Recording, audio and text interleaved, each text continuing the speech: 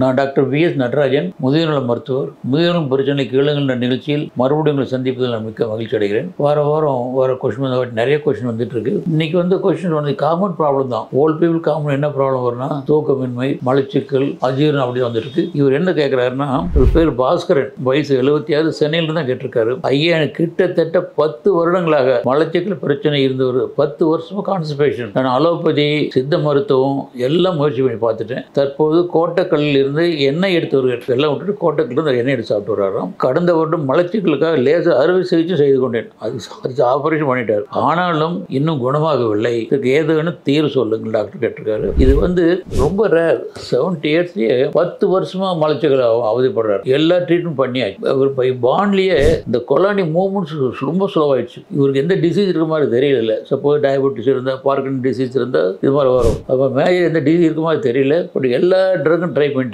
அவர் இப்போ பர்த்லேருந்து இந்த பெருங்குடல் மூமெண்ட்ஸ் குறைஞ்சி போச்சு. அதில் எந்த மருந்து கொடுத்தாலும் ஆக்டிவேட் பண்ணிட்டு ரொம்ப சிரமமாக இருக்கும். நான் என்ன சஜஸ்ட் பண்ணுறேன்னா, நீங்கள் ஆல்ரெடி ஒரு மருந்து எடுத்துகிட்டு வந்துட்டு இருக்கிறீங்க. அது மருந்து உங்களுக்கு எந்த மருந்து ட்ரை பண்ணாலும், சார் ஆல்ரெடி அந்த மருந்து எடுத்துகிட்டு சார் தான் நீங்கள் சொல்ல போகிறீங்க. அதனால் இப்போ என்ன மருந்து எடுத்துகிட்டு எது உங்களுக்கு கேட்குதோ அதே டோஸை டபுள் பண்ணுங்க. இப்போ அந்த மாதிரி காலையில் மட்டும் சாப்பிட்றீங்கன்னா அதே காலையில் நைட்டு சாப்பிட்டுங்க. ஒரு 10 ml சாப்பிட்றீங்கன்னா மேக் 20 ml.